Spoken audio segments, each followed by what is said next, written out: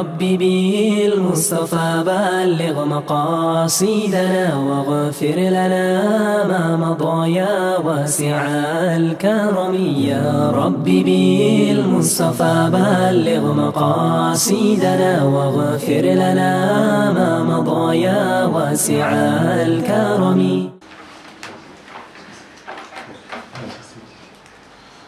الحمد لله وحده والصلاة والسلام على من لا نبي بعده. أما بعد فقد قال الله عز وجل في شأن حبيبه صلى الله عليه وسلم مخبرا وآمرا إن الله وملائكته يصلون على النبي يا أيها الذين آمنوا صلوا عليه وسلموا تسليما. اللهم صل على سيدنا ومولانا محمد وعلى آل سيدنا ومولانا محمد وبارك وسلم وصل عليه. الصلاة والسلام عليك يا سيدي يا رسول الله. الصلاة والسلام عليك يا سيدي يا حبيب الله.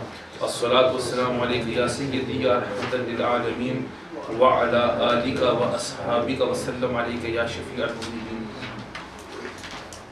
Continuing from last week, from where we were in relation to ghusl and its fara'id and wajibat, and now we will move on to the next chapter, which are those things which are compulsory in ghusl. So first we spoke about them conditions and them circumstances that if a person comes into any one of them, then a ghusl is necessary for him to perform that. And now continuing are those, the fasl of those things which are fard in ghusl, that if any of these are to be missed, then a person's ghusl is incomplete.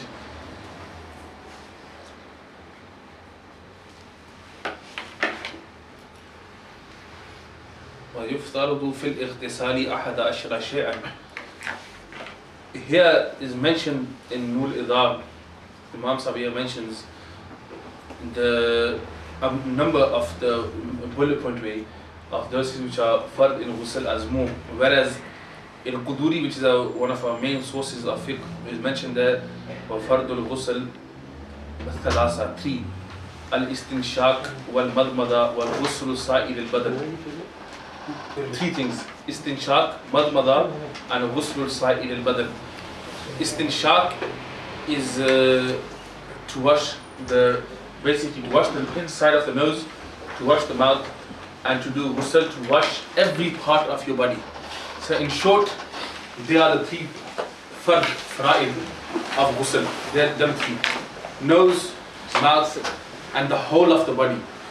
Now here Imam Sahib here mentions in more detail that when we say the whole of the body as in how, what is whole of the body, then they go into detail here, and they mention that these whole of the body means that, for example, washing your inside of the navel, washing your private parts, and any parts where you feel that the water may not have reached, by pouring water over yourself, to wash them parts, to make sure that where your beard is, that the water gets to the skin of the beard, where your moustache is, to make sure that the water gets to the skin of the moustache, and if there's any hair on your cheeks, to make sure that the water gets behind that and onto your skin. So basically what they mention here is in more detail and dividing it out, that what are the fara'id of ghusl. But in short, what you have to remember is that how it is mentioned in by Sahib al-Quduri is that the 3 fara'id of ghusl are to wash the nose, istinshaq, to do madmada, which is to wash the kulli, what we call it, to wash the mouth, and ghusl sa'ir al-badan, that the whole body from head to toe has to be washed, meaning water has to touch every part of the body. And if you go into detail, then they mention here in detail, that means that includes the navel, that includes any other parts where water, by just putting it over your body, you might not get there. So you have to wash them parts as well, and to wash everything, basically the whole body, that is a fard of ghusl. So we will go through it quickly, so we can get through it quick. So in short, basically that's the point here, that the 3 fard of ghusl are nose, mouth, and the whole of the body.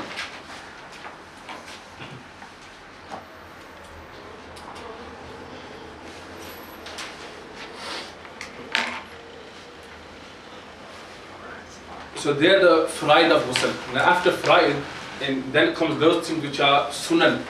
Sunan are those things which are the sunnats, those things which are practiced by the Messenger sallallahu ta'ala alayhi wasallam in the ghusl. The sunan of ghusl, they are, the first thing which is sunnat in the ghusl is al-ibtida'u bit-tasmiyati, to begin with bismillah, to begin with tasmiyah. To begin with tasmiyah, your ghusl, to begin with tasmiyah is sunnah. Is sunnah to begin with bismillah ar-Rahman ar-Rahim. So last time I told you that what is the tasmiyah, and to read a'udhu billahi minash shaitanir rajeem, what's that called? Ta'awuz. Yeah, so tasmiyah and ta'awuz. So tasmiyah is bismillah and ta'awuz is a'udhu billah. So to begin with tasmiyah is sunnat. Wa niyyah, and to make intention, is also a sunnah.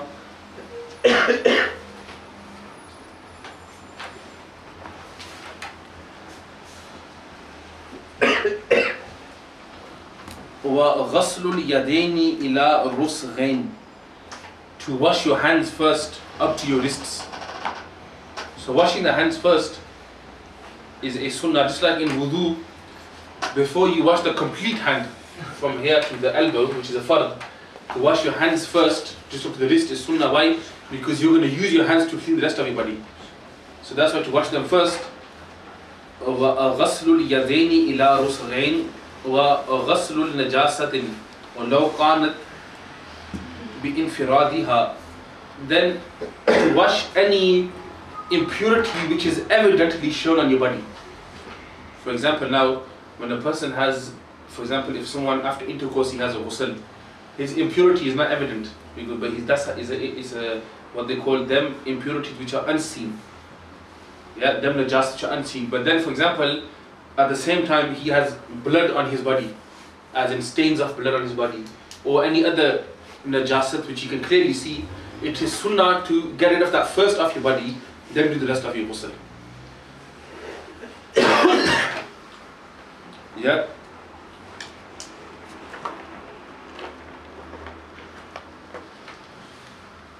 And to wash the private parts.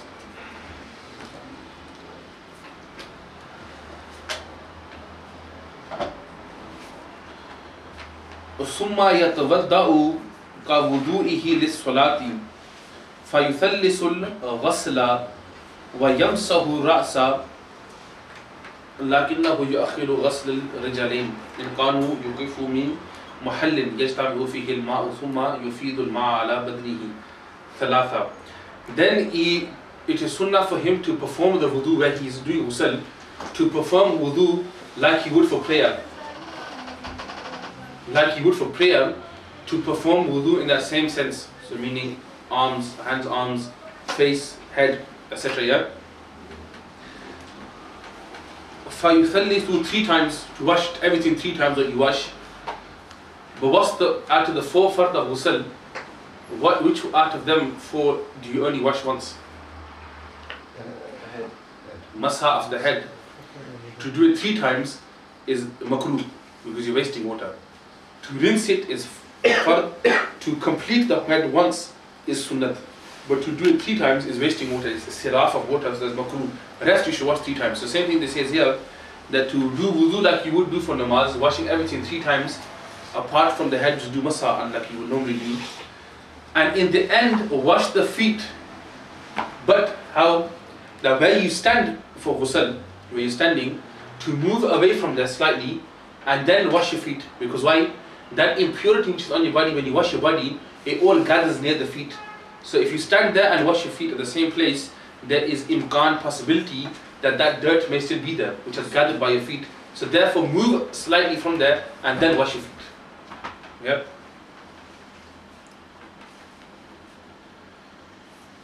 ثُمَّ يُفِيضُ الْمَاءَ عَلَى بَدْنِهِ ثَلَاثًا, then to shower water over yourself 3 times, over the whole badan, over the whole body.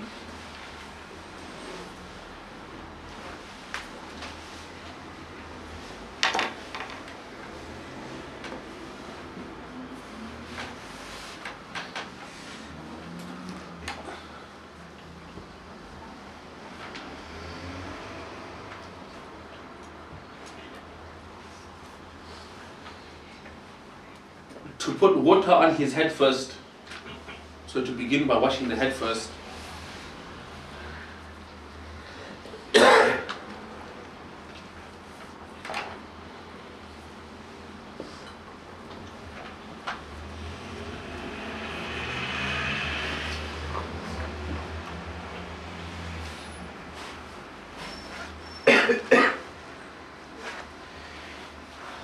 Then to wash the right shoulder downwards. So to pour water over the right side first of your body and then over the left. So first on the right side and then on the left.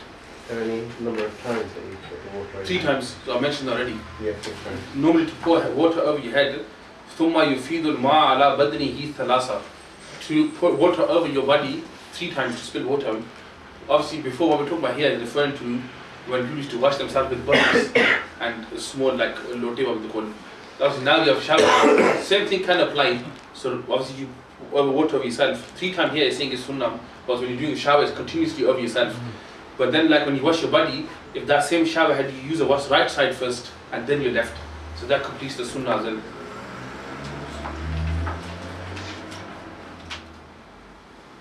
Yeah, so basically to wash the right side of the body first, then the left. Then to rub the body. Yeah, so make sure that it's clean. And then at the once to make sure that you continuously washing. So meaning not to leave any part dry. Because just like in wudu, those parts which are fard in wudu, the 4 parts that have to be washed. If any part is left dry, then wudu is incomplete. Just like that in ghusl, because the whole body has to be cleaned and whole body water has to reach every part of the body. If one part is left dry, then his ghusl is incomplete. So therefore you have to make sure that you wash in such a way that you are assured that my body the water has reached every part of my body.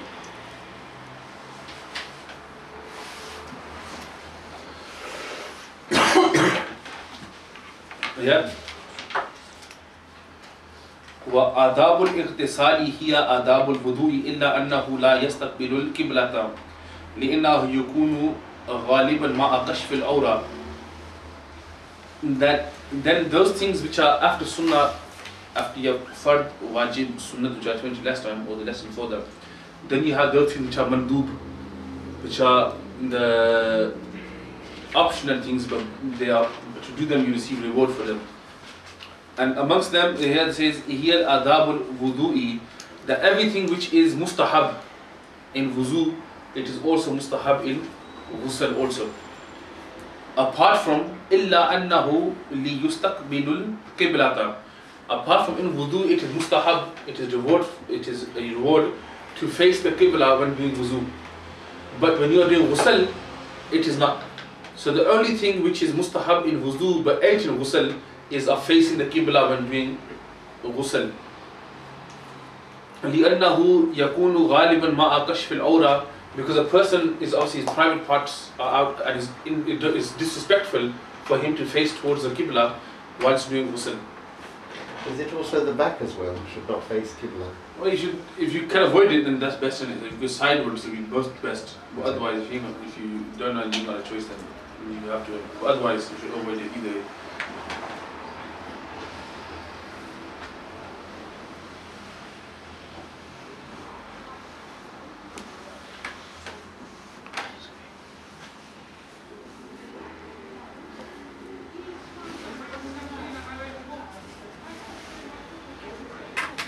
وَكُرِهَ فِيهِ مَا كُرِهَ فِي الْوُضُوءِ. And all those things which are disliked in wudu, they are also disliked in ghusl. In short, so all those things which are so when you come and someone wants to ask you what's disliked in ghusl, straight away you should know all those things which are disliked in wudu. You say there's those things which are disliked there are also disliked to perform whilst doing ghusl as well.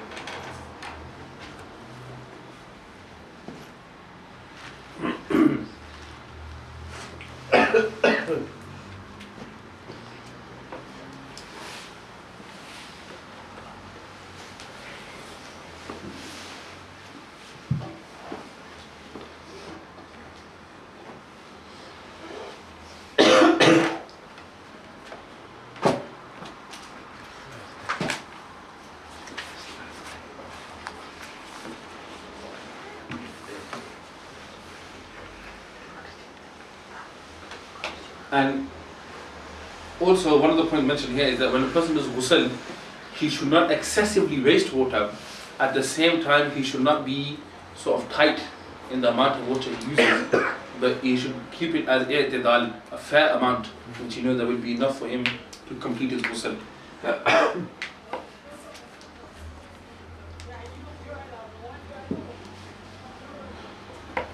يسن الاغتسال لأربعة أشياء صلاة الجمعة وصلاة العيدين وللإحرام وللحاج في العرفة بعد الزوال. That it is sunnah, when is it, so now we explain them times, that when it is compulsory for a person to do ghusl, we explain them first. That when it's compulsory upon someone, when he's at intercourse or when he's at wet dreams, etc. Yeah, it becomes compulsory for the person to have ghusl. Then we explain what is ghusl, what's the farais of ghusl, the sunnahs of ghusl, the makruhat, the mustahabs, etc. Now them times that when it is sunnah for somebody to do ghusl.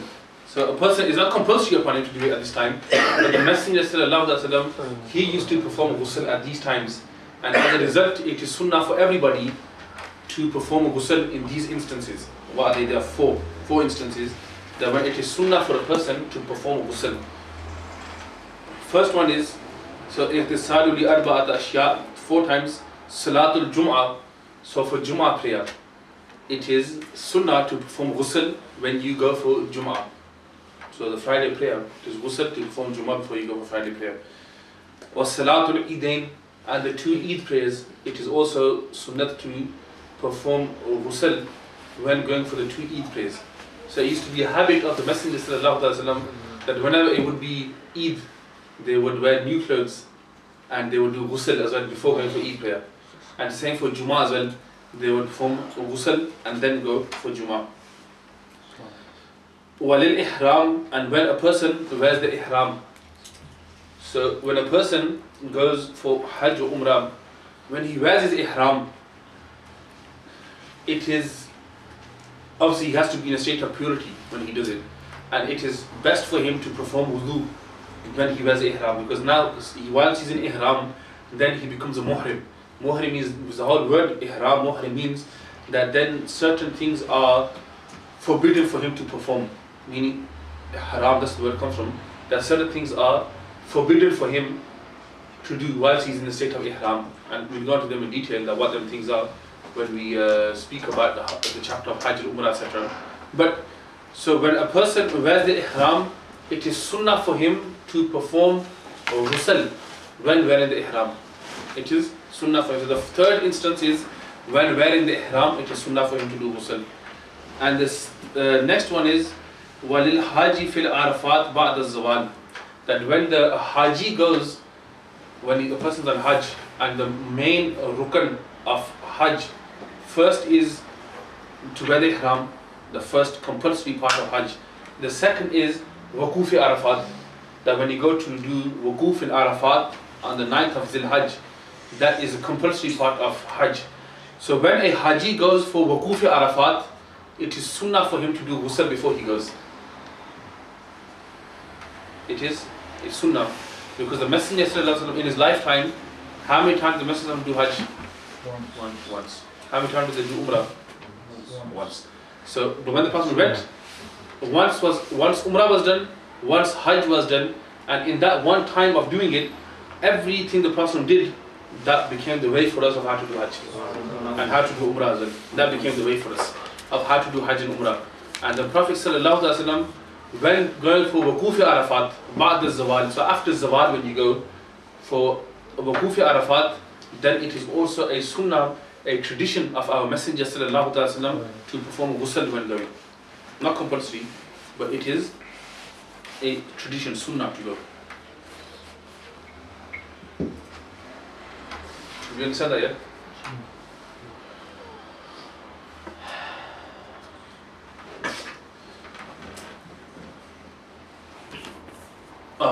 وَيَنْدُبُ الْإِغْتِسَالُ فِي سِتَّةَ عَشْرَ شَيْئًا. Then there are certain instances that when it is preferable and rewarding for a person to do ghusl, to bath. So then the first you have them instances where it's compulsory for somebody to bathe. compulsory for him.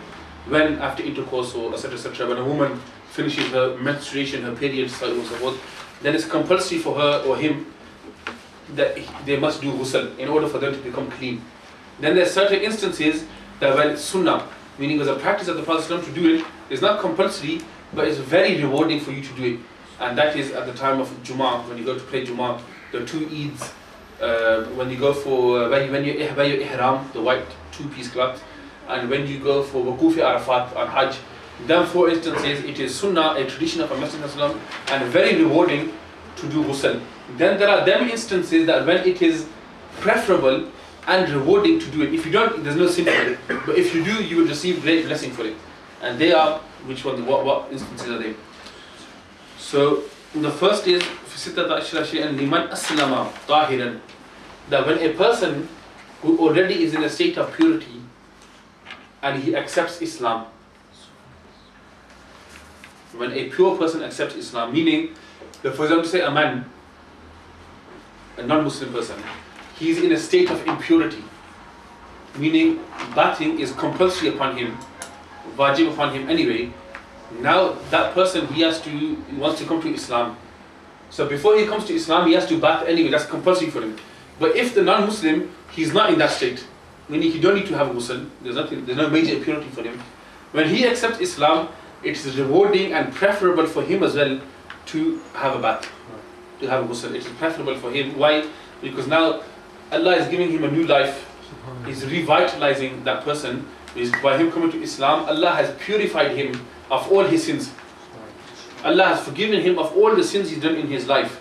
So spiritually that person has become pure, so it's preferable for physically to become pure as well, by doing ghusl as well, through that sense as well. That's why a person who accepts Islam, a pure person, for him to do that is mustahab as well. Waliman balagha, that when a child becomes mature, when he's reached the age of puberty and he's become mature, at that age, as soon as he becomes it, he realizes now, then it is sunnah for him to also, mustahab for him to also do ghusl. When a person from becoming mad, from insane he becomes sane. When a person from insanity he becomes sane, it is also preferable for him to do ghusl and rewarding for him as well.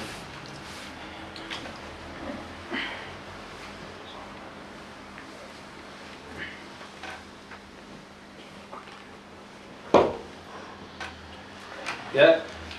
After having cupping, you know what cupping is, yeah? It's what they call hijama. Cupping is very preferable. It's something which the Messenger did not only once, they did it several times. Not because they needed to, but to teach us that it is something which you should do. And scientifically as well, it's proven that a person who has cupping is very good for that person's health as well. So to have cupping behind here, the Messenger had it here behind the blessed neck, and just below there, and for example behind the ear or on the head or many different parts wherever you can cupping. So when a person does cupping, after cupping, it is preferable, mustahab for him to also do ghusl. Sorry, I know there's no question. This is my first one. Is there any Sunni person that does cupping? Do you know anyone? I don't know if he's Sunni or not, but there's a person in Leicester that I came to. Yeah. He's a South African brother. He's got a beard, they've got a dentist surgery there, and right next to it, they've got a cupping surgery as well. And you go to More clinic. Moisten's clinic. Moisten's clinic. Yeah, and he seems right. When I spoke to him, he seems decent bloke.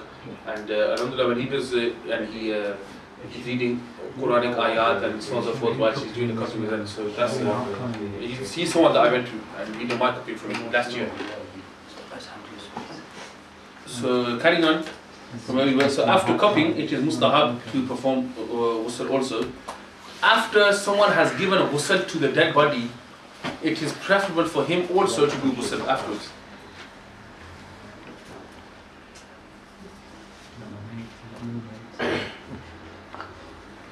So once you've given a ghusl to the dead body, then after that to have a ghusl yourself is preferable as well.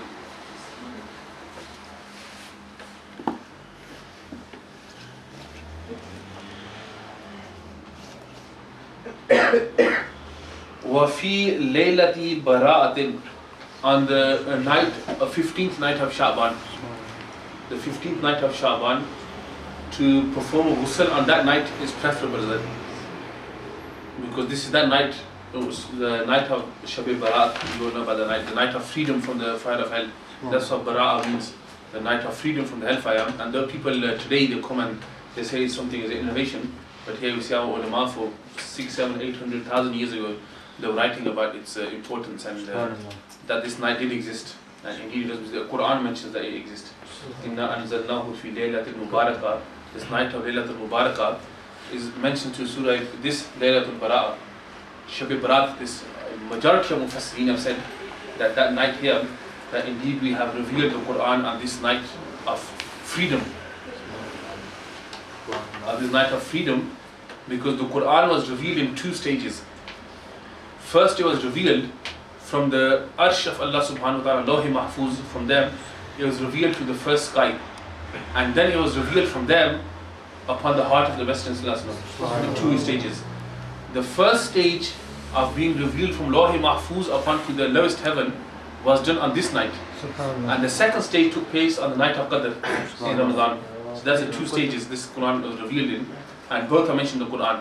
One is revealed in Inna anzalnahu fi laylatil mubarakah, and one is Inna anzalnahu fi laylatil qadr. So both are mentioned. One is the night of freedom, and one is the night of power. In one night you receive freedom from the hellfire, and one night is better than 1,000 months. So both work. So to do ghusl on that night is also mustahab and preferable.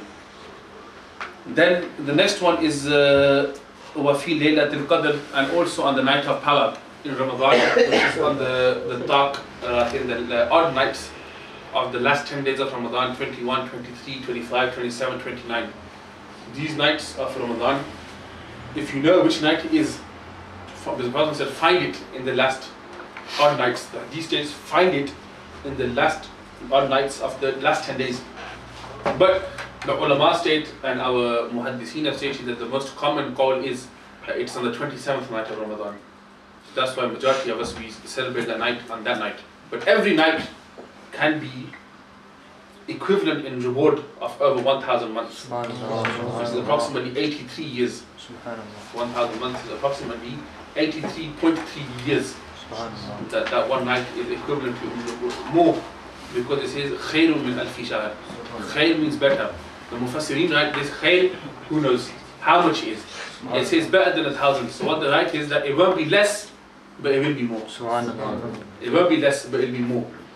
So on that night also, it's mustahab to perform the wudu. وَإِذَا رَآهَا لِدُخُولِ الْمَدِينَةِ النَّبِيِّ صلى الله عليه وسلم, that when a person before entering into the city of the Messenger صلى الله عليه وسلم, it is mustahab for him to also perform the ghusl. So when he enter into the city of the Messenger sallallahu alaihi wasallam, so this now, the people who have this daft understanding that a person should only go to Medina Tayyibah just for Masjid al-Nabawi, for the city of the mosque of the Messenger sallallahu alaihi wasallam, that's the only reason a person should travel there. This is what they say, don't they? Ibn Baz, Uthaymeen, they all give this fatwa that a person should only come for the ziyarah of the masjid of the Prophet sallallahu alaihi wasallam. The Prophet said that there are 3 masjids which a person should try to travel for, to pray them. One is Masjid al-Haram in Makkah, one is Masjid al-Nabawi in Medina Sharif, and one is Masjid al-Aqsa in masjids. One is equivalent to 100,000 reward of praying, one is 50,000, and one is 500. That's what a person should try to travel. So they say a person should only go there for the masjid, not for anything else. Whereas, if it was only that reason, then it would say here that a person should do ghusl before he enters into the masjid of the Prophet ﷺ. But here it states that not only for the masjid, not only for the Rawza Mubarak, but before you enter the boundaries of the city of Medina, you should perform ghusl. So meaning not only the masjid, not only the Rawza Mubarak, but every inch and every particle of sand, every millimeter, every square centimeter of the land of Medina Munawwara is blessed. Every part is blessed of that city of Medina. Medina means city as well. Literally Medina means city. And then is Mansoob, we say Medina Munawwara or Medina Nabi Sallallahu, the city of the Messenger Sallallahu. The city, first is called Yathrib. And Yathrib was a place they called Bimariyon ka Ghar, a place of illnesses, diseases. But when the Messenger became from Yathrib, it became Tayyiba, it became pure. So look at the difference of what the Messenger, the blessed feet of the Prophet and footsteps changed in that city. That first a city that where a person would go, from going there he would receive diseases and illnesses. But now the city has become such that a person who has diseases goes there to get cured. That first by going there, good people, those people who are healthy will become ill. And now ill go there to become healthy.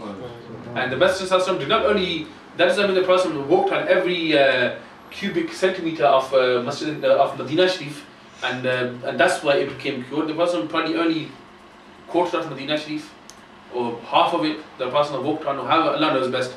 But that city, because it has become mansoob, it has become linked with the Messenger, even if the Prophet spent only one night there, the whole city received that blessing. The whole city received that sharf of being called Madinatul Munawwara, Tayyiba, Tahira, so on and so forth. So before you enter into the city of the Messenger, to also perform ghusl. Is it true, sorry, a bit off topic, is it true that Masjid Nabi Sharif, only that was Medina before, and the outskirts were Medina? No, people have written that only the Masjid Nabi part was, but that's not really, because the Masjid Nabi initially was built after. When the Messenger came into the city of Medina, the masjid was built after, was not built from before. Because when the Prophet come into them, into the Medina Munawwara, and then it stated that the children and the women and the slaves and the men of Medina, the women and the children, the women, they climbed on top of the roofs, and the children and the slaves came out onto the streets, and they welcomed the Messenger into the city of Medina. And the Natala al-Badru alayna min saniyatil wada, that was read at that time. And then afterwards, the Messenger, the first thing which we will build in the city is a masjid. And the first Masjid al-Quba was built. Masjid al-Nabi was built way after. Masjid al-Quba was the first masjid, purpose-built masjid of Islam, was Masjid al-Quba, which is in Medina Munawwara as well. If you go there now, those people have been, they've seen it white color. And the Prophet said, the person who prays 2 rakat namaz nafil in Masjid al-Quba, he receives the reward of doing a complete umrah. For praying 2 rakat namaz nafil in Masjid al-Quba Sharif. So that was the first masjid to be built. The Masjid al-Nabawi was built after. But Masjid al-Nabawi was built because now, as we mentioned, that this was built when, that this land of where the Roza Mubarak of the Messenger starts. Yeah, those who have been, they can picture that you have Babu Salam and Babi Jibril is on the other side, and where the Prophet used to come in from, that part where the Prophet is buried now, where the Jali Mubarak start, up to the end of Riyadul Jannah, where the Garden of Paradise, Ma Baina Baiti wa Mimbari Rawdatum min Riyadul Jannah, that between my house and my mimbar pulpit, in between whatever there is, that is a garden from the gardens of paradise. So that area there initially was Masjid al-Nabawi, and that land was first purchased by Sayyidina Abu Bakr Siddiq, and then he gave it waqaf, he gave that land for the masjid. So that land was first purchased by Sayyidina Siddiq Akbar, then given, and Allah subhanahu wa ta'ala liked that so much that that land purchased by Abu Bakr became a garden of paradise. So meaning Abu Bakr Siddiq, in this world he purchased paradise. In other words, in this world he purchased paradise. And that in that same land where Sayyidina Siddiq Akbar who bought, that became the garden of paradise. That also became the house, the Hujra Mubarak of the Messenger sallallahu alaihi wasallam. That became the house of the Messenger sallallahu alaihi wasallam. And that also became the blessed resting place of the Messenger sallallahu alaihi wasallam. Because why? Where the Anbiya of Allah, where the physical demise takes place, they are buried there. The Anbiya, where the physical demise takes place, they are buried there. So because the Messenger, whilst he was sitting in his blessed Hujra Mubarak, and whilst his head was in the lap of Sayyida Aisha Siddiqa radhiyallahu ta'ala anha, the blessed soul of the Messenger at that time departed, and the Messenger was buried there at that time. So that land which was purchased by Siddiq Akbar became a masjid, became a garden of paradise, became the house of the Messenger Sallallahu Alaihi Wasallam, became the resting place of the Messenger Sallallahu Alaihi Wasallam. And then as they say, Abu Bakr Siddiq radiallahu ta'ala was buried in there also, and so was Sayyidina Umar radiallahu ta'ala. And then the Gumbad-e-Khazra which we see, that Gumbad-e-Khazra is placed on top of that land which was purchased by Hazrat Abu Bakr Siddiq radiallahu ta'ala. So all of that land is a paradise. So when somebody says to you that the Anbiya or the Awliya or the Ashab or these pious people, and they are not alive in their graves, then a simple answer to give to them is that when I went to Masjid al-Nabwi, and those people that were with me, my students, they know that I used to just in a respectful way talk to them. And once they said to me that, why do people when they stand here, they read Salam, they read Durood, you know, and just do your Salam and move on, why they express so much, that in the end that these here who they read Salam upon, they are dead. That's what he said. I said to him, tell me, and the beautiful thing is that this hadith of Ma Baina Baiti or Mimbari Rawdatun min Riyadil Jannah, that between my house and my pulpit is a garden of paradise. That hadith is still written there, right next to the Rawda Mubarak of the Prophet. It is written by the Ottomans, the Turkish at that time, it's still written there now. The hadith is still written there. So I took him there, I pulled his hand and I go, come here, I will read the hadith. Do you believe in that? He goes, yeah, I believe it. I go, you written it then? He goes, yeah, our government and Africa, that's there. And I go, so this is all paradise? He goes, yeah. I go, now you tell me that people in paradise, are they alive or dead? The Quran states that whoever is in paradise will live forever. So when the Messenger of Allah and his two ashab are in paradise here, how can they not be alive? At that time the person went, so at that time this person, he went quiet, and I go, either take this hadith off and then you can say what you say. Otherwise, standing at this point with this hadith on top of you, you can't speak. And after that, for 5 days that we were there, every time I went with my students, he would let me stand there, read my salam, comfortably, properly, no nothing at all. And every time I would look at him, I would see me coming, he just smile and he had no answer. So that's why there's an answer to everything, but logically as well, that when Allah has made that part of land, paradise on earth, how can somebody be there and still not be alive? So the rest, the other Anbiya and the Awliya, we can discuss that in other ways. But at least for the Messenger of Allah Sallallahu Alaihi Wasallam and his two closest companions, for them, even a person with eyes, he can see that these are alive there. Because they are resting in paradise on this earth as well. Alhamdulillah. So then, next thing, which is instance when performing ghusl is mustahab, walil wuquf al muzdalifa. When a person goes to the Yawm Nahr, the day of sacrifice, when you go for Hajj in Muzdalifa, on that morning before you go there, it is mustahab to perform ghusl. When going, so on Yawm Nahr and Muzdalifa. So Muzdalifa in Hajj, when you go for Hajj, the main places of Hajj are performed as the Makkah Sharif, Masjid Haram you begin from, then Muzdalifa, Mina, Arafat. These are the 4 main places that a person visits during Hajj.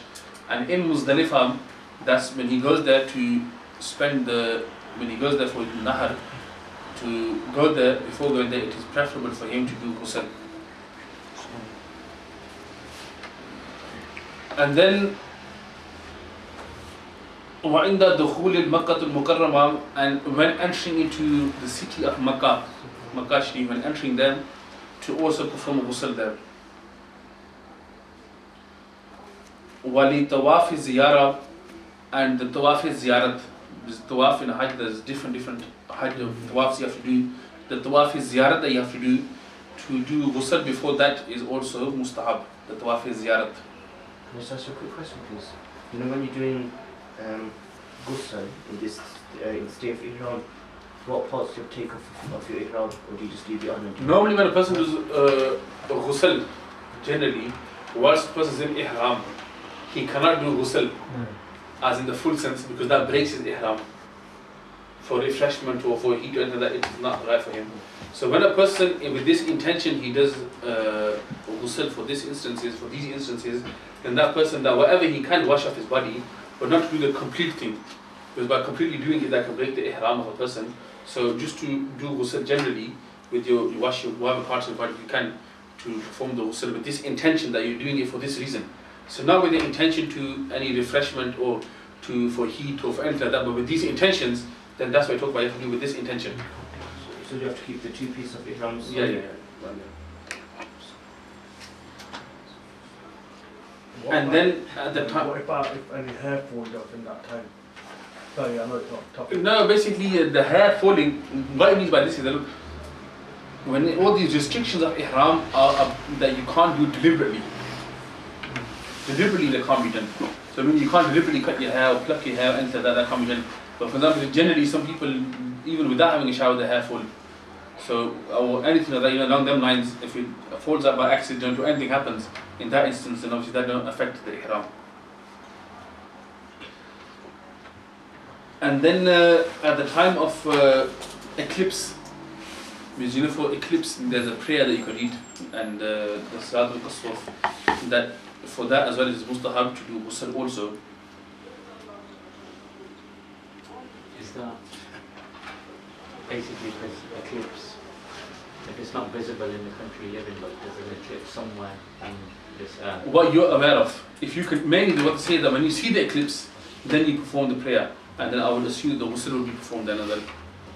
So it's not if Saudi announced there's been an eclipse. No. You know, when I used to work at They've probably seen something else, Saturn or something, but there's only. I used to work at Travel X here, but this year like goes there's an eclipse here, so you have it's further to do the nafal prayer. So it grabbed me and I go, where are you going? Because it's further to do the eclipse prayer. First to do nothing. Yeah, to do nafal. I was like, you're on the next level. So what's first for them they don't do. I was nafal they make That's what I was first. trying to explain to them. 7 years ago. And then Salatul Istisqa. Istisqa is that namaz that you pray for rain. That when there's no rain, then the Prophet taught us a way that you can do this nafal prayer that people can do to ask Allah to give rain. That's called namaz istisqa. Istisqa.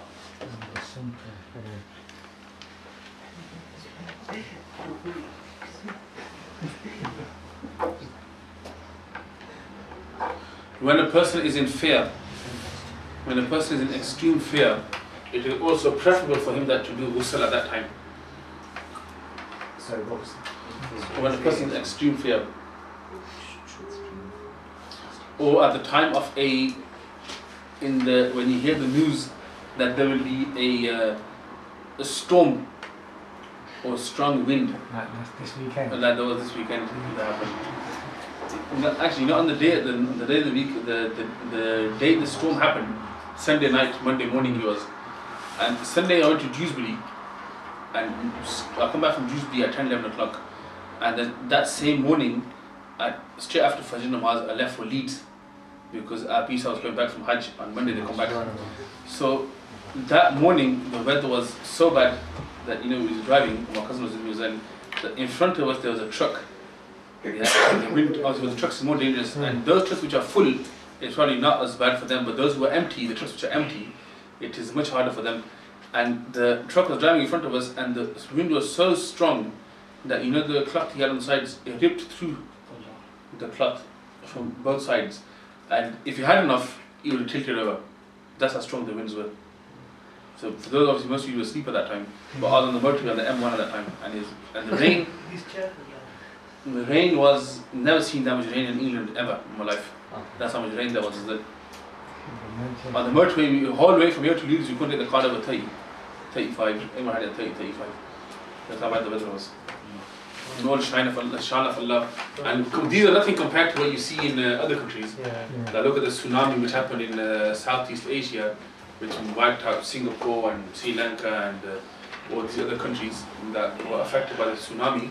Thousands and hundreds of thousands of people died in Bangladesh, even Pakistan, what happened recently as well, and even in America, certain places there, that these twisters and all sorts that happened there, typhoons.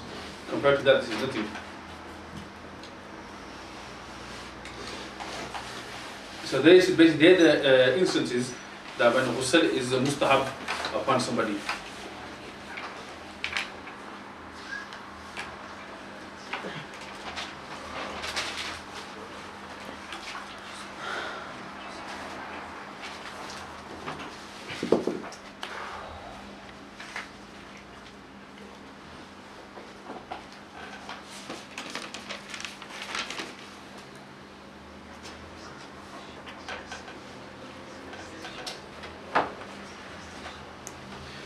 So that part is finished now, of all ghusl, wudu is all finished. Now we are in the chapter of tayammum. Of tayammum.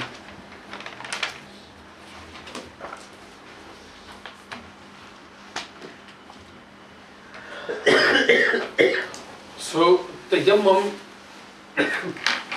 literally the word tayammum means to intend, to make intention of something. That is called tayammum. And in the istilah which we use it for, in the terminology here, tayammum means that where you intend to use the dust particles from the earth to purify yourself in the absence of water. So that would be the definition.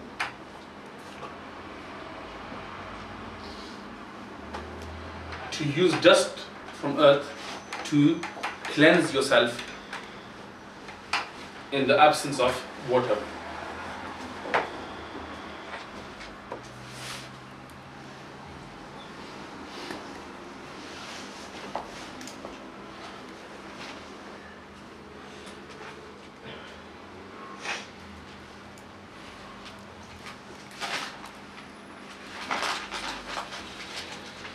So, وَيَصِحُّ بِشُرُوطِ الثَّمَانِيَةٍ الْأَوَّلُ النِّيَّةُ. That those, so that it is them conditions. So conditions, the shara'i for tayammum to be allowed and for tayammum to be accepted. Them conditions. The first is a niyyah, intention. To make intention for tayammum is a condition. So meaning you have to, before performing tayammum, you have to make intention. So tayammum, again, for those who are not much aware, that when a person can't find water in 1 mile radius, so nowadays it's much easier because water is everywhere. But in obviously, even now in certain parts of the world, even in Pakistan, Bangladesh, we're away from, water is not everywhere. People have to travel miles and miles to get water. There are certain parts there, people live in mountain areas, there's no water for them. They have to travel very far to find the nearest well to get water. So in such instances where water can't be found in 1 mile radius, that, so this is not coming the condition, this is just a background I'm telling you about tayammum. That in 1 mile radius, that where water cannot be found, and if a person wants to read namaz, he has to do wuzu, don't he? But if you can't find the water to do wuzu, what does he have to do? That in that sense, the Quran tells us that what can you do? That when you can't find water, then you use dust, because Allah has made the dust of the earth. The dust of the earth is pure. So from any, from the jinns, the actual part of the earth, a person can take dust from there, and he hits his hands on there, and then he washes his hands first, from the elbow to the hands, and his face. So 2. So out of 4 fards, there's only 2 fards of tayammum. That's them 2 parts. That he uses that dust, and he does tayammum, and that will be a sort of substitute for wudu. And with that he can perform his namaz and so on and so forth, he can do what he wants. But that's what tayammum is. Now we're speaking about them conditions that have to be fulfilled in order for tayammum to be accepted and adequate for it to be performed. So first is intention.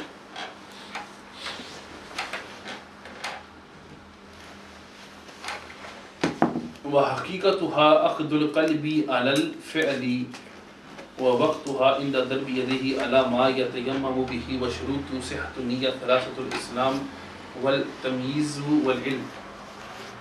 So the first is intention, that the intention must be from his heart and his actions.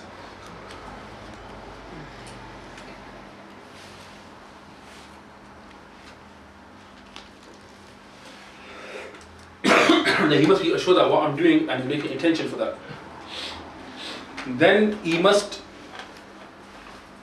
what shurutu sihhat niyam, in order for his intention to be accepted, in order for his intention to be adequate, there's 3 conditions. First is that he must be a Muslim.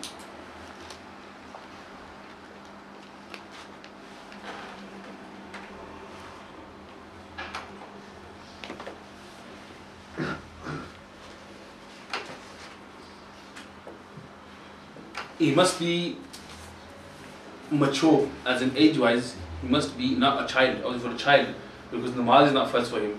So there's no tayammum before him.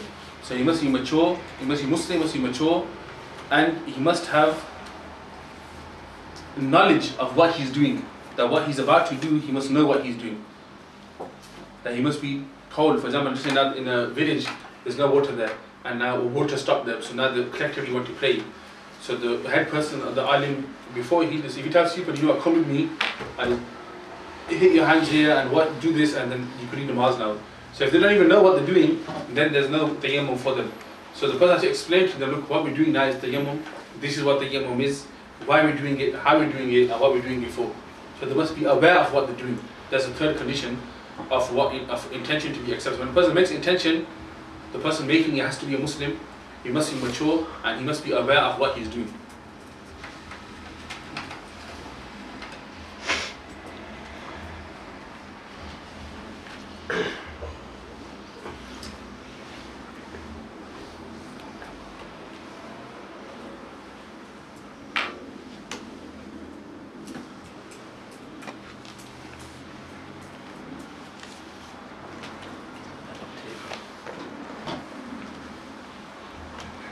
And then the tayammum, whatever he's intending to do the tayammum for. So meaning, for example, if a person, he is making tayammum to read the Quran, then with that tayammum he cannot read the namaz as well. So the tayammum must be, when you make the intention that I am doing this tayammum for namaz, for example, I am doing it for this. So whatever he intends the tayammum for, that is only what he's allowed to perform whilst he's in that state. Yeah? You have to do it again for the Quran and do it again for the do. Yeah, so it's two separately for each action.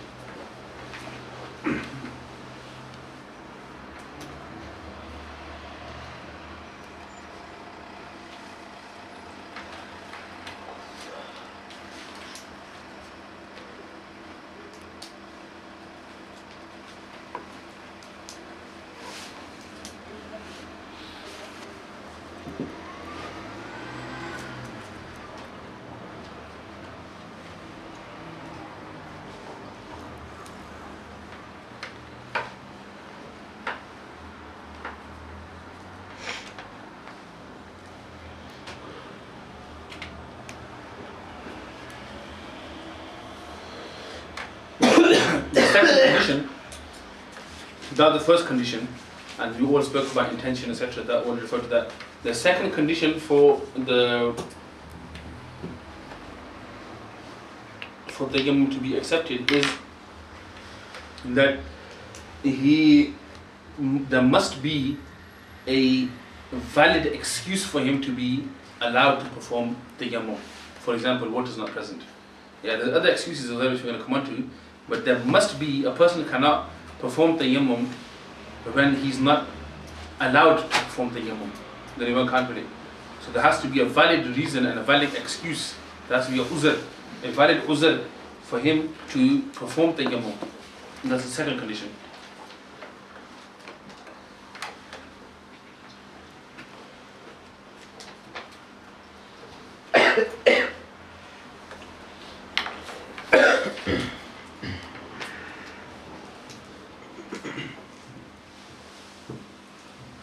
So first is that if a person, for example, in 1 mile radius, one excuse for doing tayammum, one excuse is that in 1 mile radius, water is not available for him to use. That in that instance, he can do tayammum. So that's the first instance excuse.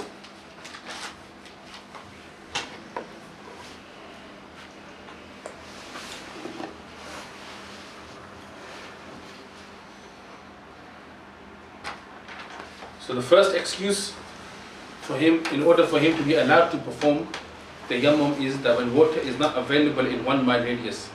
The second is that he has such an illness that if he was to use the water, that would increase his illness or decrease his health. That in that case he can allow himself to do tayammum instead of using water to do wudu.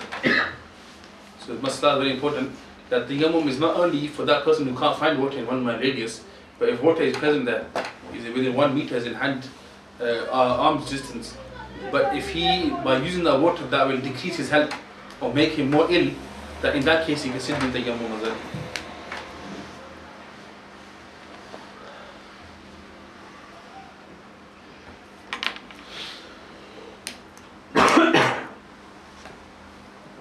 Or the water is that extremely cold, by him using it, there is a possibility that he will become seriously ill or die. That's the third instance.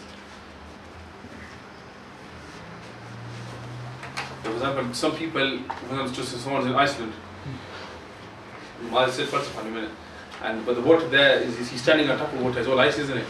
But the water is that cold, if he uses it, is minus 150 degrees or something, and he uses that, he either freeze to death or die. So in that case, if he can find somewhere where there's a student tayammum, then he could do tayammum instead. What was the water like in Pakistan? Cold in the morning? Yeah, it's nice. Very cold. Yeah. Freezing. He's a mujahid. When I used to study in our Jamia, and in 5 years approximately, the first 5 years that I studied, there's probably 5 times where we had hot water. 5 times probably that we actually had hot water. When we went to do ghusl, we'd have to warm the water up separately. Get the cold water, warm it up. For wudu, we never had no time to warm it up. For 5 years continuously, approximately, we done wudu with cold water. And when we used to come to Fajr time, then we used to wear 4 or 5 pairs of socks, because the floor which we used to read on was that cold that standing on legs if you're standing on ice. That's how cold the place which we read on was. Yeah, Pakistan. Even here, then with the Jamia went to here, then it was just like that in the early days. And then in Pakistan is like that as well. You should see that here. And then the food was like this, that if you the dal that they used to give you, I used to have a joke much as that, water, first that one condition for water in order for it to be allowed to be used to purify itself is it has to be thin and running. And the dal used to be so thin and running, which asked like, can we do wuzu with it? To our Ustadh, so they used to laugh about it. Well, you got to go along with it. So, yeah, it was still alright.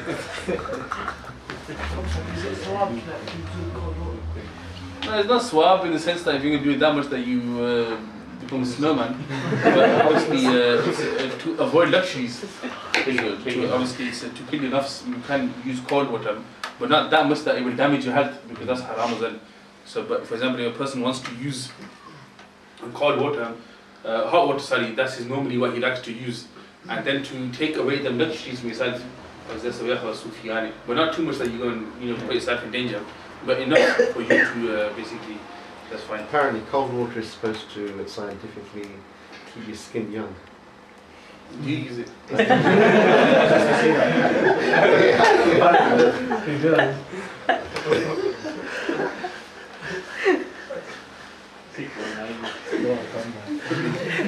Or on research into that. I'm not doing that, sir. I'm aging. You must. 698. So start using hot water, you know.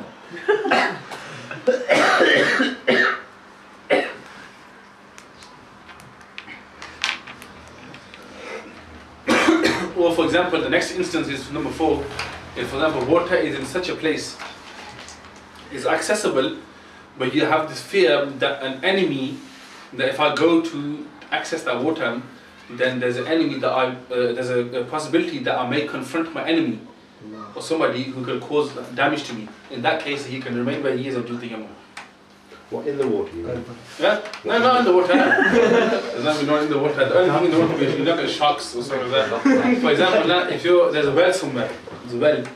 For example, here at the bottom of the well there's a well. So it's still within a mile in it. I'm going to access it. So technically now I have to do wudu. But now, for example, I've got a fear that that if I step out of here now, there's 10 people there that might beat the crap out of someone. So, and they're there for that reason. So in that case, but there's fear there now that I've got that they might harm me. So in that instance, I can do tayammum where I am.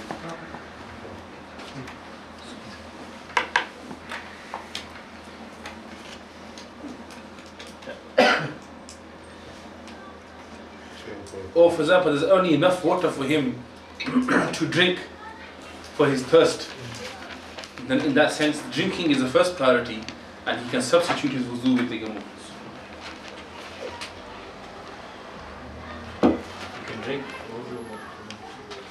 because you can't go, for example, like a person's in a place now where he's got water, that's the majority of it will drop on the floor and some will probably just, when we say the wuzu water to drink, most of the times what it refers to that is what's remaining from there, what's remaining in the bowl.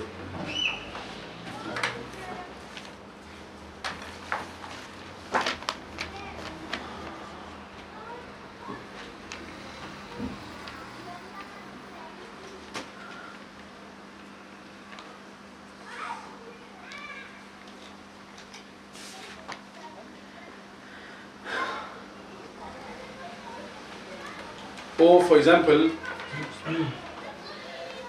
there's enough water for him to cook food, for example, atta or something another lines, yeah, that for him to fill his stomach or his family's stomach. Then in that case, then that should be first priority, and everything else should be after.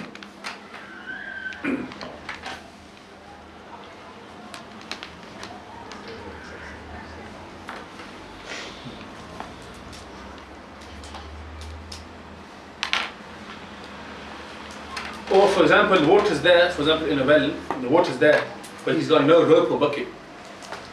And he can't access no rope or bucket anywhere, then in that case he can do the because the ayah says, وَلَمْ تَجِدُ مَاءً, that if you cannot reach water, that's what it literally means.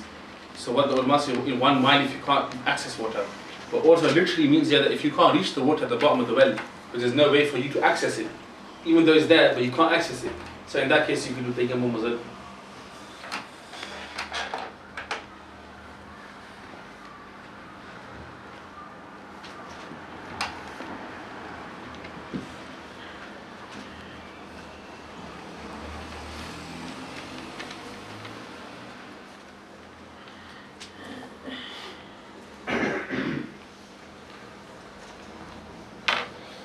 And the point that I mentioned to you once before, a few weeks ago, that for example, if there is a possibility that a person, that by him doing wudu, the time is so short that the janazah funeral prayer or Eid prayer will be missed, that in that case you can do tayammum and perform them.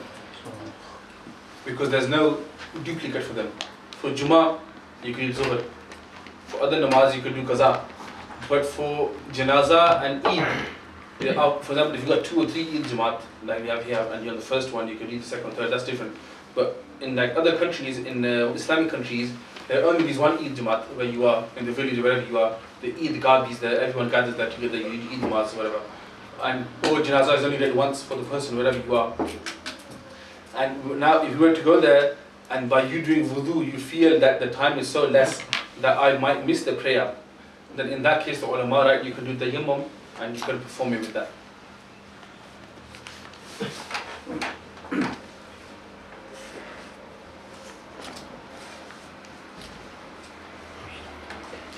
Whereas for Jummah or any other namaz, the timing wise, that can't be an excuse.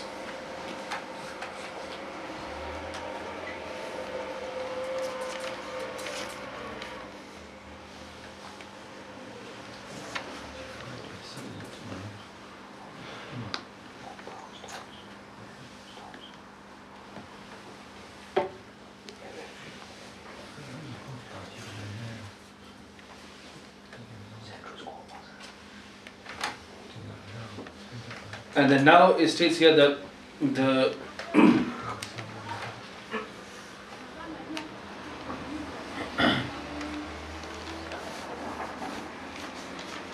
third condition, so now we've gone through 2 conditions. The first one is, what was the first condition? Intention. And we spoke about all those things that make the intention valid. Then the second thing was that there must be a valid excuse. We've gone through the valid excuses. The third thing is that التيمم بطاهر من جنس الأرض, that the tayammum must be done from the jins of the earth. Jins meaning, what's the word I can use here? That the actual, which is made from the actual part of the earth. Huh? Natural. So basically that's what is made naturally from the earth. Yeah, and that can be used for the tayammum. For example, like brick, pathar, pathar, yeah, concrete, for example, yeah, limestone. These things, yeah, are used from, or dust them things, yeah, you can use for the yammum, but you can't use things like, for example, wood. Wood you can't use, because the condition here is that something which gets burnt or melts under fire, that cannot be used. Not the wall. The wall, because it's got this paint and everything on top, so that's why that can't be used, because that's the natural. So the actual brick itself, that can be used, because it won't melt in fire and it don't burn in fire. So two things, that something which is this usul, something which does not burn or melt in fire, that can be used to form the yammum. Even glass. The glass is not allowed. Glass is not. Glass, because it's not from the actual. It's made from sand. Doubt it made from sand. No, but it takes the quality away. Yeah. It's no longer that quality. So what about soil? A soil is allowed. Soil, but obviously what you're asking me with soil is that with the soil, that if it, in the sense that it leaves stains on you, then obviously it has to be in a sense that you can just use the dust. Because you have to hit your hands on that. So that's why when you're coming forward, it actually mentions the stones which you're allowed to use.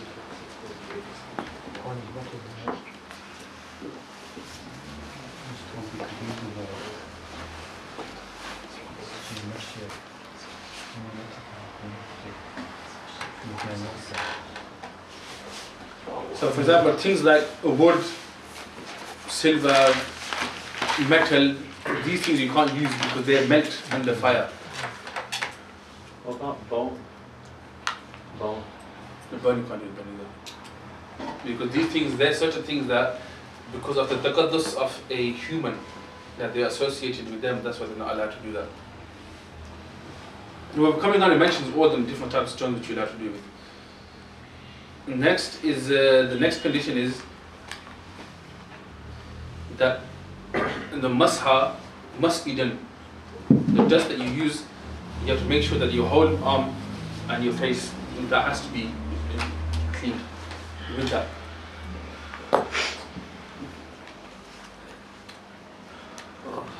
This is the fourth condition. Fourth one, yeah.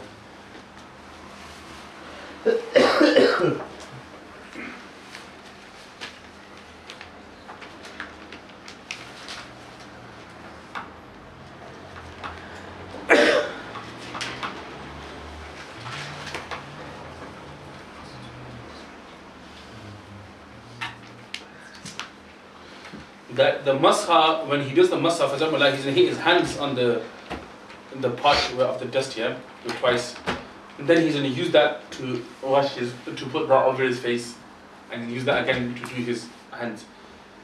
The full hand has to go onto that part of where he's taking the dust from, and not only his fingers.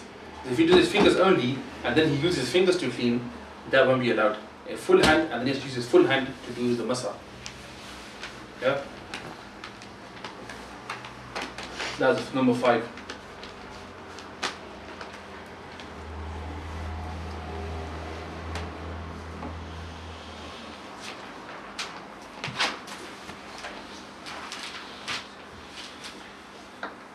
And the main part which has to hit number 6, the part where you're taking the dust from, is the palm of the hand.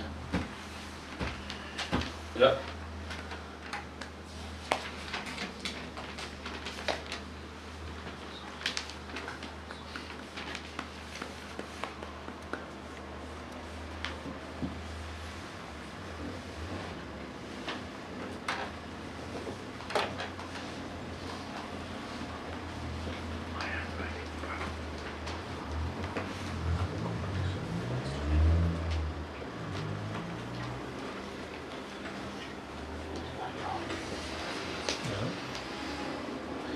And if a person on his body, for example, a person on somewhere else on his body, on his clothes or anywhere, he has that much dust on him that if he was to put his finger in it, it would leave a mark that dust was there.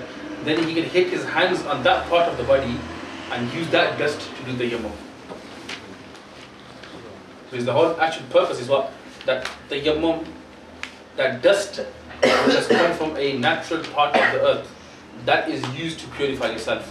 So if that dust has come onto your clothes first from a natural resource, and then you're using that to purify yourself, that's fine as well. Because the main maqsad and the main purpose, the gharz has been fulfilled.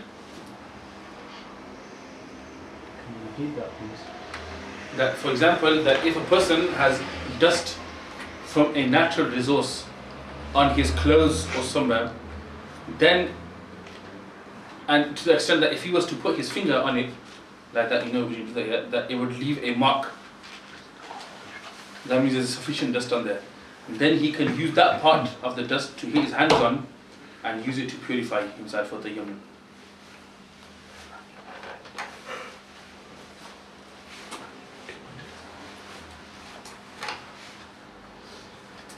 And the next, number 7, that at the time of doing tayammum, a person should not be in a state that where ghusl is compulsory upon him. For example, a woman should not be in a state of period or in a post-birth blood. And then sometimes a woman should not be in that state when doing tayammum, because then tayammum will not be valid.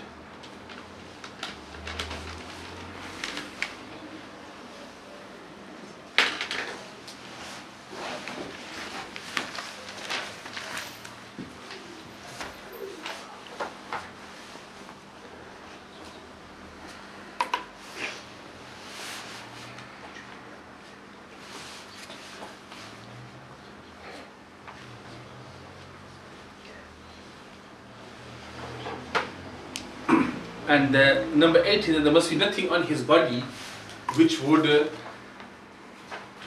become an obstacle from the dust touching his skin. For example, a thick layer of oil or stuff like that, cream, that shouldn't be on the body, which would obstruct the dust touching his particle of the part where it should touch.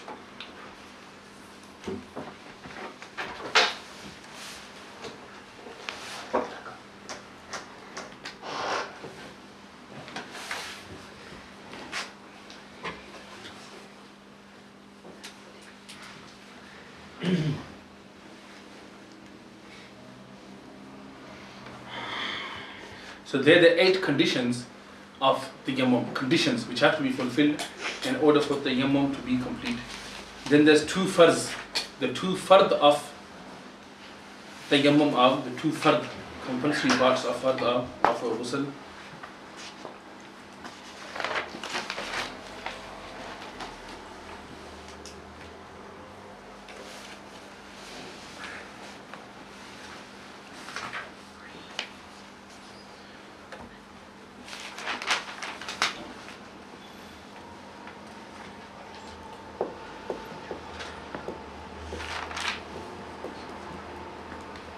The 2 farz are that to clean the face completely, and number 2 is for the whole hand, including the elbow. So in wuzu you have 4, you have these 2. فَغْسِلُوا وُجُوهَكُمْ وَأَيْدِيَكُمْ. They're the first 2, face and hands. Then you have وَامْسَحُوا بِرُؤُوسِكُمْ, the mass of the head and washing the feet. Them 2 are not included in the tayammum. Tayammum is only 2, face and hands including the elbows. Is it up to elbows for Shafi? Yeah, that would be it. If it's Shafi, there might be some different issues that but it would be approximately the same, yeah.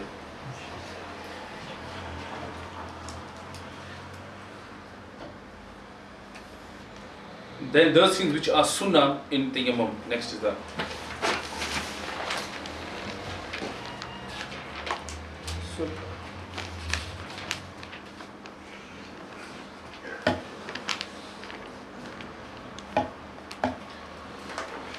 وَسُنَنُ التَّيَمُّمُ سَبْعَةٌ التَّسْمِيَةُ فِي أَوَّلِهِ وَالتَّرْتِيبُ. The first thing is that he must, is sunnah that he begins with tasmiyah, Bismillah ar-Rahman ar-Rahim, in the beginning, awwaliyya.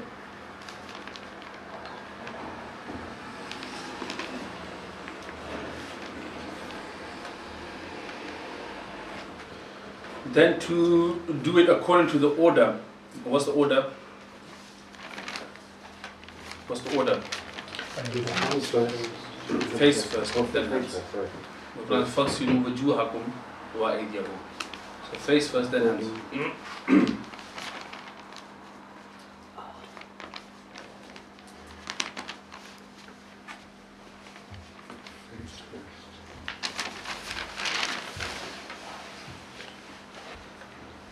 To make sure that it's done properly, to be assured of what you're doing, make sure that it's properly.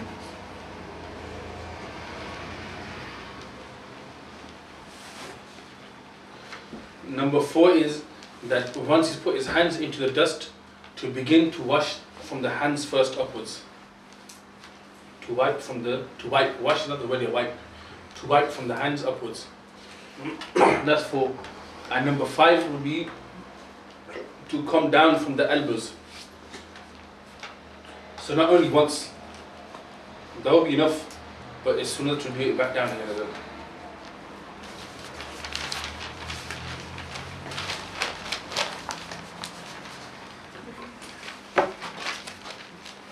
To spread the fingers when doing the hitting and when wiping, to spread the fingers.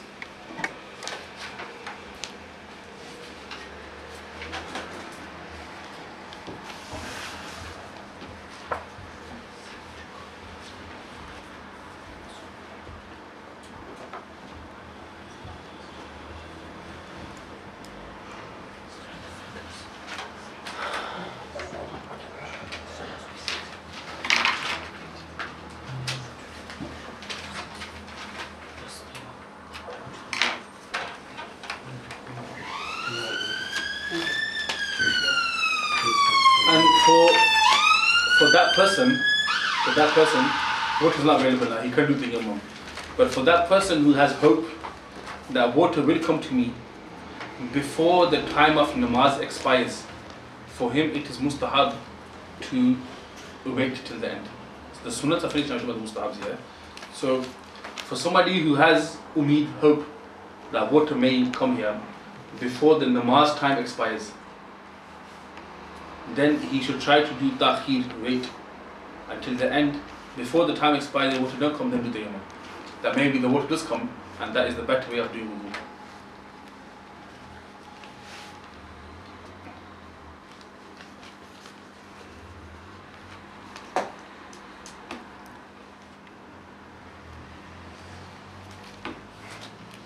And for some, so that's for somebody who has hope. But for somebody who has been promised that water will come to him, then it is wajib and necessary upon him to wait until the time comes close to expiring. Even though there's a possibility that his namaz may become qaza, but it is wajib for him to wait. Wajib for him to wait. So not mustahab, wajib.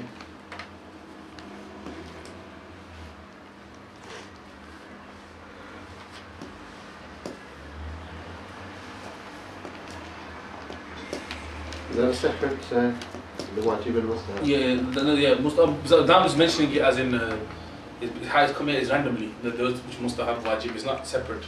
Farz was separate, sunnahs were separate. This is general masail. Yeah. And it is wajib upon somebody to search for 400 steps of where he is.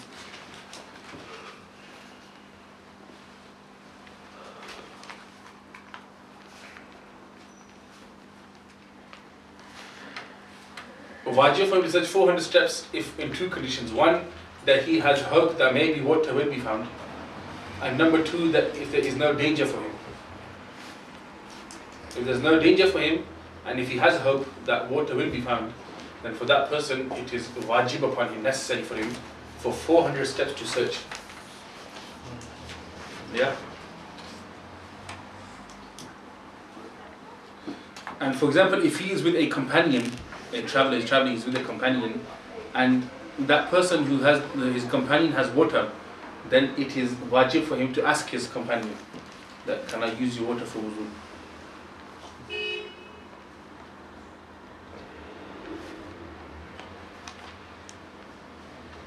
And if a person has enough money to buy that water and to have money left over for his expenses, then it is wajib for him to try to purchase the water. And the companion separately. From the friend. And if it's anyone else, then you can buy from there, obviously.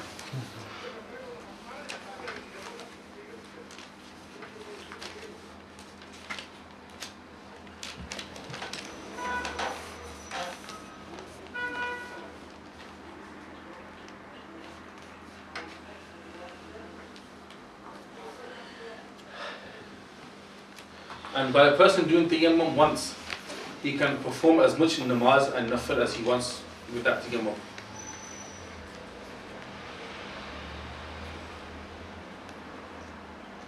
If he was to pray Quran or something, he has to do. That's separate. But that's a separate amal. But if he intends for namaz, then as much namaz as he wants to read, he can do that. Fajr, Dhuhr, Asr. Yeah.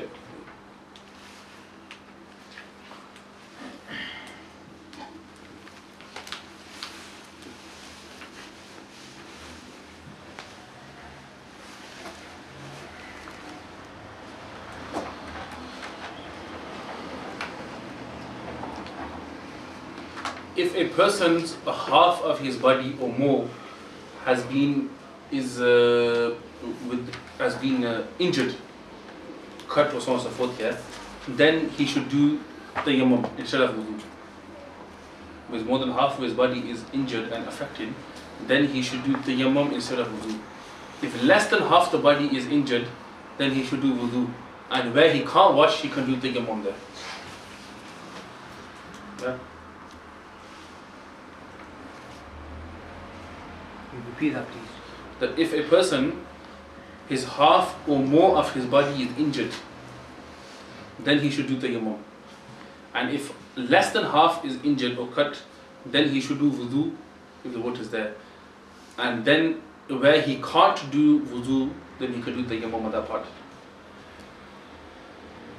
No, not tayammum as masa, he could do masa on top of that part. So for example, break your leg. Yeah, for example, now if so the next chapter comes on the actual doing masa on top of plasters and stuff like that. That's mentioned here as well. But here in brief, what is mentioned here, that where he can't wash, he could do masa there.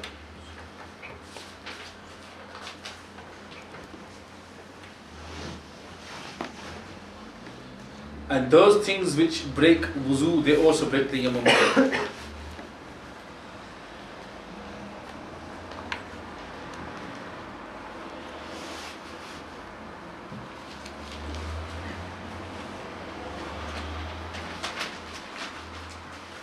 So those things that break wuzu, they also break the tayammum as well. And also by water coming to him, or by him being able to access enough water, that also breaks his tayammum as well. So for example, now a person's got tayammum and he comes across water but only enough for him to drink, then his tayammum is still intact. But if he comes across a whole well now, where he can drink and he can do wuzu as well, or whatever he wants to do, he can do with it, then in that scenario, then his tayammum is finished, expired.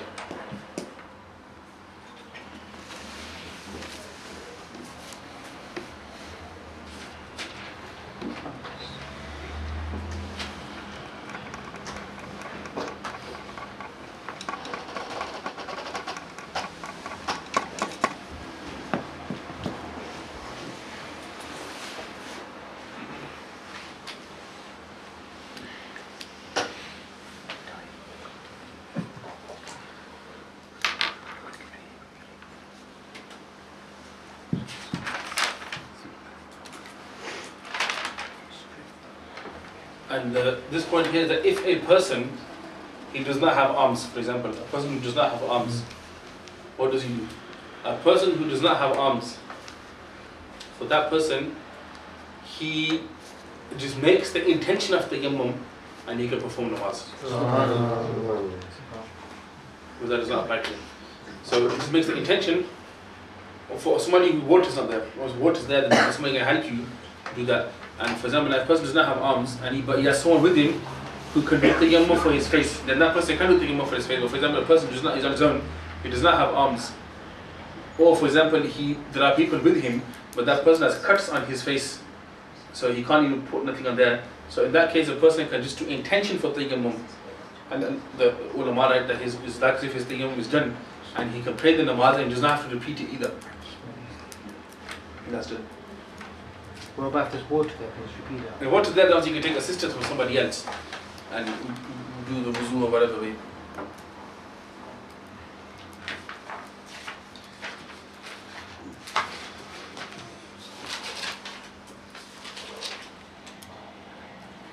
So, can I just have a quick question, very quick question? In praying namaz, nobody can help you, but if, for example, you've got no arms, somebody can help you if there is water available. For example, in wudu it states that to take help from somebody in wudu is disliked. But if you have to, you ain't got a choice, you can. So that's it for today, inshallah. If anyone's got any questions, you can ask the questions, and then you can. And any questions?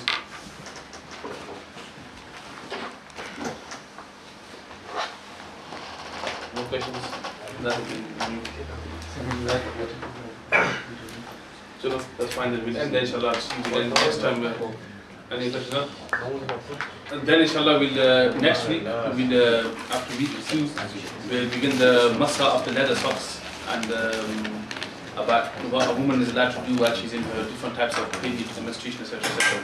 That will be chapter of 2 finished. While doing ghusl, you shower gel. Yeah. So, for example, I've done washed my hands, done my parents and everything. Yeah. I've put water up my nose, I've gargled. Now I can put shower gel and then put the water over me. Yeah, that's fine. This method is a sunnah. Okay. But obviously that states here that to wash yourself the best way possible. So whether you use soap, whether you use shower gel, whatever you use to make sure that you're as clean as possible, and to use fragrance, that's obviously something very good as well. So inshallah that we, Nowadays, every shampoo obviously contains alcohol, yeah? Can you use it? Obviously, you're not intoxicated or anything like that. No, obviously, some scholars have argued that it does not make a difference. Same with the perfumes that contain alcohol as well, that it doesn't make a difference, you can still use it. Because why the whole purpose of intoxication is that it don't access inside of your body to cause intoxication. But, for example, then again it comes on to your taqwa, your own piety. For someone like me, I avoid it. But it's a different type of alcohol, isn't it? You've got one which is intoxicating alcohol, and you've got alcohol with absolutely ethanol, yeah, there will be what you call it, but in our istilah, what we use, alcohol is a word in English which is used for it. The word in Arabic is khamar. So anything which intoxicates is khamar. If something don't intoxicate, according to us, that's fine. But if it does intoxicate, then even a small amount or big amount is not allowed. So whether it's called alcohol or whether it's called anything, if it comes into that category of intoxication, then it's not allowed. If it doesn't come in that category, then it's fine. So what would you say if somebody's hallucinating? Someone's who? That's intoxication. Yeah, that's what I mean. It's like, that's not allowed. Even ganja, taking drugs, split, that's intoxication. It doesn't matter what it is. For example, like in the Quran, glue, for example, that's inhalation. Right? Yeah, there is a big drugs. Like then we have, like for example, cocaine or weed or marijuana or whatever it is, crack, brown. There's how many drugs are there? None of these will be mentioned in Hadith or Quran. They're not allowed. But what it says, إِنَّمَا الْخَمْرُ وَالْمَيْسَرُ. That anything which is khamar, anything which intoxicates you is haram. So whether that's glue, whether that's someone takes paint for intoxication, whether somebody takes whatever he wants. Like for example, there's a drink in the time of the Messenger of Allah, Nabiz Tamar. He has called here that this drink which was made from grapes, a drink which was made from grapes. Now, as the Umar that used to take that drink, it would not intoxicate him because that drink was only for healthy people. Someone who's healthy, you should take that, you should increase the person's health, give him more strength and give him more, hazir, making your mind more hazir jawab and very quick to pick up things here, focused here. That drink was for that. But if a weak man drank it, he would become intoxicated. So the ulama write that drink, so as the Umar was fine, but for a weak person is haram. Was it intoxicated? So therefore, anybody who takes any sort of thing, object or anything, sort of substance that will intoxicate him, and he knows that it will intoxicate me, or there's a possibility that it will intoxicate me, that's haram. So it's literally overtaking your mind. Yeah, so anything that intoxicates you in any way or form, that does the ghalaba of your mind, anything, that will not be done. Just a general question. The Prophet's tap how they know a difference between like sunnah and farz? Obviously, no, because anything which is fard has to be proven from the nasiqati of the Quran. In the Quran, Allah will send a hukum. That's why in the early times the Prophet said, do not write down my hadith. Memorize it, don't write it. Why? Because people make that mixed up between the Quran and the Sunnah. So that's what was the Quran. The Prophet said, this is the Quran. The Sahaba would write it down as that. And what was the Sunnah? The Sahaba would narrate that we saw the Prophet see this. But the Sahaba would say, because the Quran, Allah would say, and the Prophet would repeat. The Sahaba would write. That's how it was. A Sunnah or a Hadith. Sunnah is what? The definition of a Hadith or a Sunnah is ما أثر أن النبي صلى الله عليه وسلم من قولي أو فعلي أو تقرير سواء كانت خلقية أو خلقية. That something which has come from the saying or the action or the approval of the Messenger صلى الله عليه وسلم, that's regarded as a Sunnah. So for example, the Sahaba Ikram related all the Sunnahs. They told us that we saw the Prophet do this, we heard the Prophet say this. So they narrated to us, whereas the Quran was narrated by the Prophet ﷺ, and the Sahaba Ikram wrote it, and that became the Quran. Whereas the Sunnah were all reports of the Sahaba Ikram. So I mean, that's the difference between the Quran and Sunnah. Yeah, everything good? اللهم صل على سيدنا محمد وعلى ال سيدنا مولانا محمد وبارك وسلم عليه يا ربي بالمصطفى بلغ مقاصدنا واغفر لنا ما مضى يا واسع الكرم ربنا آتنا في الدنيا حسنة وفي الآخرة حسنة وقنا عذاب النار إلهي بحق بني فاطمة كبر قول إما كني خاتمة أجر دعوة مرد كني والقبول منو دستودامان آل رسول صلى الله تعالى على حبيبي خير خلقه ونور عرشه وزينة فرشه وقاسم رزقه ومظهر لطفه محمد وآله وأصحابه وأزواجه أجمعين برحمتك يا أرحم الراحمين.